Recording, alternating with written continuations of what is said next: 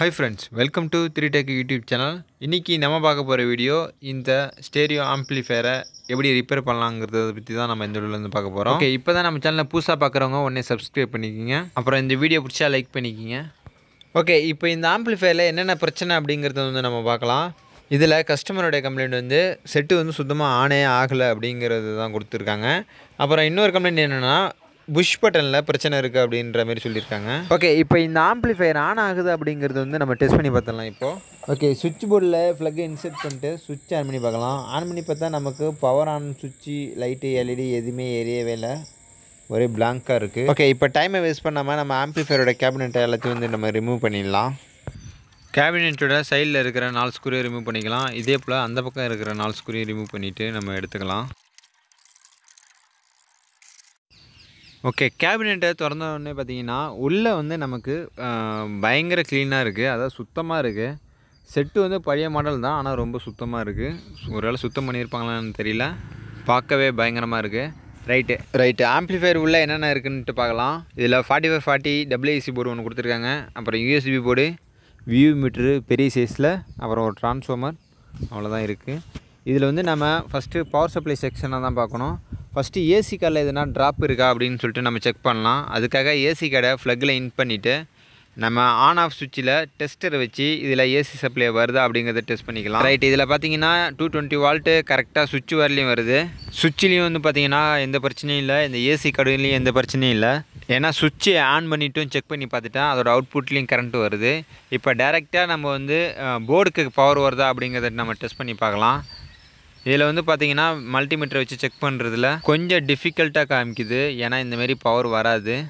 அது மட்டும் இல்லாமல் நம்ம மல்டிமீட்டர் கூட அடிக்கடி மக்கர் பண்ணோம். ரைட், இதை எப்படியே வச்சுட்டு செக் பண்ண முடியாது, அதனால் நம்ம வந்து போர்டை எல்லாத்தையும் ரிமூவ் பண்ணிடலாம். அதுக்காக பேக்கில் 2 ஸ்க்ரூ கொடுத்துருப்பாங்க, அதை லூஸ் பண்ணிவிட்டு நம்ம போர்டை வெளில எடுத்துடலாம். போர்டை ரிமூவ் பண்ண பிறகு அடியில் ஒரு பேப்பரை வச்சு போர்டை பரட்டி வச்சுக்கிறேன். அடுத்தது ஒரு மல்டிமீட்டரை வச்சுட்டு ட்ரான்ஸ்ஃபார்மர் ஒயர் கனெக்ட் பண்ணி இருக்கிற பக்கத்தில் ஒரு கெப்பாசிட்டர் இருக்கும், அந்த இடத்துல வந்து செக் பண்ணி பார்த்தீங்கன்னா நமக்கு வோல்டேஜ் எவ்வளோ வருது அப்படிங்கிறது தெரிஞ்சிடும்.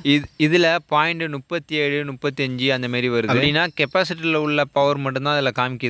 டிரான்ஸ்ஃபார்மர்லேருந்து எந்த ஒரு பவரும் இதுக்கு வரல. அதனால இந்த பவர் செக்ஷனில் கனெக்ட் பண்ணியிருக்கிற டிரான்ஸ்ஃபார்மரோட ஒயரை கட் பண்ணிவிட்டு இந்த டிரான்ஸ்ஃபார்மரையும் சேர்த்து ரிமூவ் பண்ணிவிட்டு தனியாக செக் பண்ணி பார்க்கலாம்.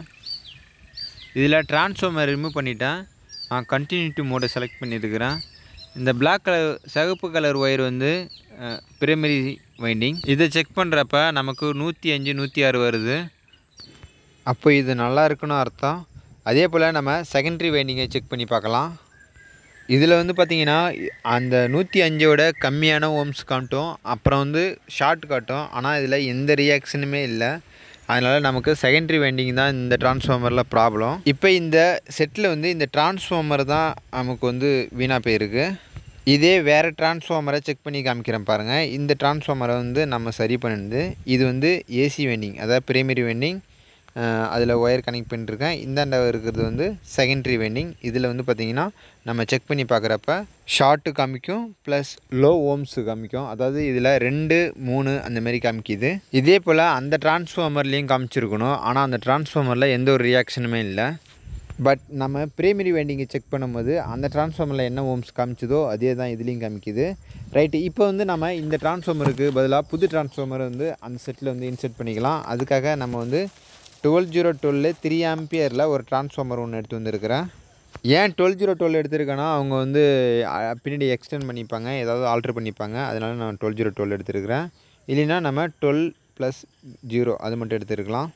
ரைட்டு, இந்த டிரான்ஸ்ஃபார்மரில் இந்த 3 ஒயர் வந்து பார்த்திங்கன்னா பிரைமரி வைண்டிங், அதாவது 12012. அதே அந்த ஆரஞ்சு கலர் அந்தாண்ட இருக்கிற வைண்டிங் வந்து ஏசி லைனு. இந்த டிரான்ஸ்ஃபார்மரை நம்ம ஃபஸ்ட்டு இந்த டிரான்ஸ்ஃபார்மரை வச்ச இடத்துலையே நம்ம ஃபிக்ஸ் பண்ணி விட்டுறலாம். டிரான்ஸ்ஃபார்மரை ஃபிக்ஸ் பண்ண பிறகு அதோட 12012 அவுட்புட்டை நம்ம வந்து இந்த போர்டில் கனெக்ட் பண்ணலாம். அதாவது இந்த 2 பச்சை கலர் ஒயரை மட்டும் ஆல்ரெடி அந்த டிரான்ஸ்ஃபார்மர் ஒயர் கனெக்ட் பண்ணி இருந்ததில் அதை நம்ம கட் பண்ணி எடுத்தோம்.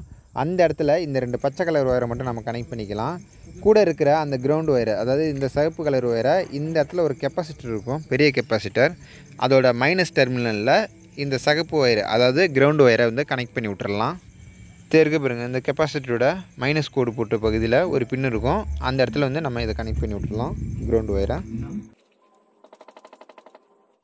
இப்போ அந்த 2 பச்சை கலர் ஒயர் வந்து கனெக்ட் பண்ணிட்டேன். இந்த ஒயரில் அந்த பக்கம் இந்த பக்கம் பிரச்சனை கிடையாது. எப்படி வேணால் நம்ம கனெக்ட் பண்ணிக்கலாம். அடுத்தது இது சென்டராக வரக்கூடிய சிகப்பு ஒயர் வந்து கிரவுண்டு, அதை நம்ம அந்த கெப்பாசிட்டியோட மைனஸில் கனெக்ட் பண்ணி விட்டேன். இதில் இன்னொரு விஷயம் பண்ணுறோம் என்னென்னா, நம்ம இந்த பச்சை கலர் ஒயரை கனெக்ட் பண்ணணுங்கள அந்த இடத்துல 2 டயோடு இருக்கும். அந்த 2 டயோடை நம்ம வந்து டீசால்ட்ரிங் பண்ணி ரிமூவ் பண்ணி விட்டுறலாம். ரிமூவ் பண்ணி வெளில எடுத்தாலும் சரி தான், இல்லை அப்படின்னா நம்ம வந்து ஒரு பக்கத்தை இந்தமாரி தூக்கி விட்டாலும் பிரச்சனை கிடையாது.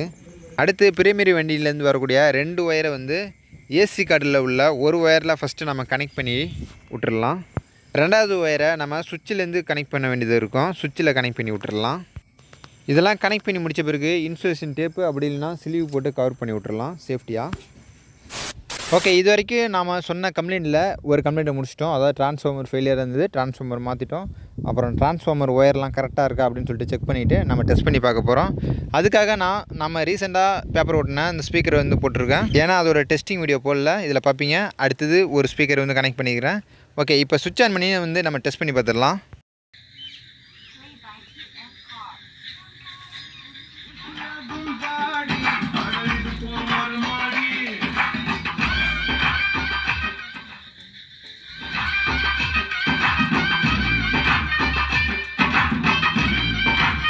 இப்போ ட்ரான்ஸ்ஃபார்மரை மாற்றினோடனே செட்டு வந்து பர்ஃபெக்டாக ஒர்க் ஆக ஆரம்பிச்சிட்டு எந்த ஒரு பிரச்சனையும் கிடையாது.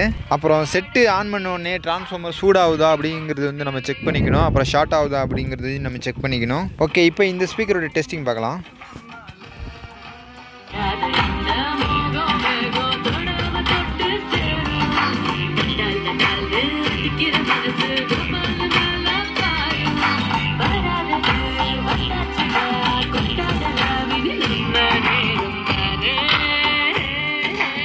ஓகே, இந்த ஸ்பீக்கரில் நாம் நினச்ச மாரியே வந்து பார்த்திங்கன்னா பேஸ் வந்து பர்ஃபெக்டாக வருது. அதே போல் கெயினும் கொஞ்சம் அதிகமாக இருக்குது.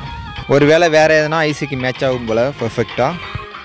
அடுத்த பிரச்சனை வந்து சுவிட்சில் நமக்கு பிரச்சனை இருக்கிற மாதிரி சொன்னாங்க. இப்போ நம்ம சுவிட்சை வந்து சேஞ்ச் பண்ணி பார்க்கலாம்.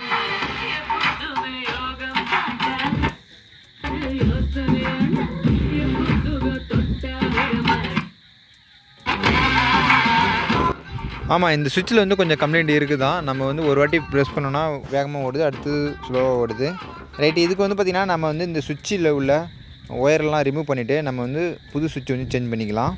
இதில் ஃபஸ்ட்டு 2 ஒயர் வந்து பார்த்திங்கன்னா யூஎஸ்பி போர்டு ஒயரு, 2வது ஒயர் வந்து பார்த்திங்கன்னா ஆடியோ போர்டுக்கு இன்புட் ஒயரு, 3வது ஒயர் வந்து பார்த்திங்கன்னா லாஸ்ட்டில் ஆர்சி சாக்கெட்டுக்கு உள்ள ஒயரு. இதுலேருந்து நம்ம எப்படி ரிமூவ் பண்ணுறோமோ அதே போல் சுவிட்சை மாற்றிட்டு கனெக்ட் பண்ணி விட்டுறலாம். அவ்வளோதான் இதில் சப்ப மேட்ரு. ஓகே, இந்த வீடியோவில் எதுனா டவுட் இருந்துச்சுன்னா கமெண்ட் பண்ணுங்கள். அப்புறம் இந்த வீடியோக்கு லைக் பண்ணிங்க. ஓகே, தேங்க்யூ ஃபார் வாட்சிங்.